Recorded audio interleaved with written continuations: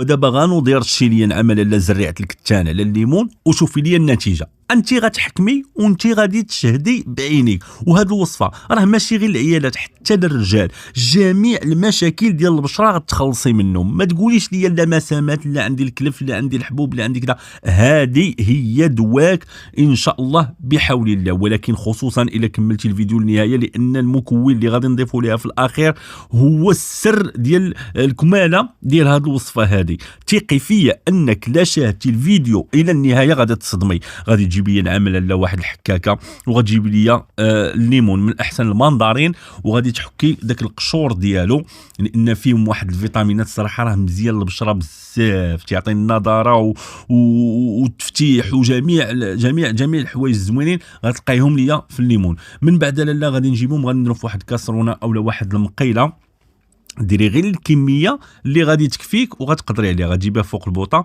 وغادا تجيبي ليا واحد الكويس ديال الماء اولا نص كاس كما قلت لكم. انت عينك ميزانك.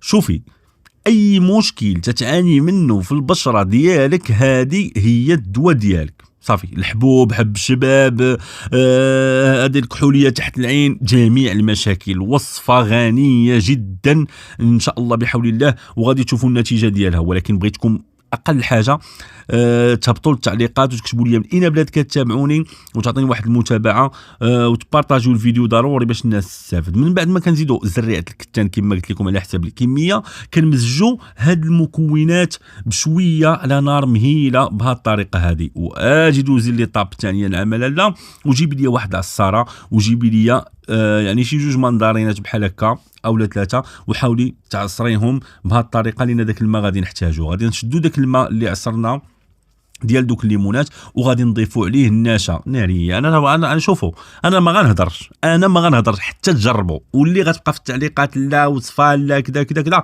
هذوك راه ما لا حول ولا قوه الا بالله، ما غنجاوبهمش، ما غنهضرش معاهم، صافي ما غندير معاهم حتى شي حاجه. من بعد ما يعني خلينا على نار مهيله وغنشدوها بهذه الطريقه هذه، وغنجيبوا واحد الصفايه. صراحه انا جبت الصفايه في الاول وما عطاتنيش النتيجه، ما عطاتنيش هذه مزيان، فاضطرات المدام ديالي انها تجيب واحد الصفايه وحده اخرى انتم غتشوفوها. يعني هذه كانت غير عندنا في واحد هذه كروسه ديال الدري صغير، فجبناها وعصرنا بها. المهم خاص ضروري الشبكه تكون عندها شي شويه هكا واسعه.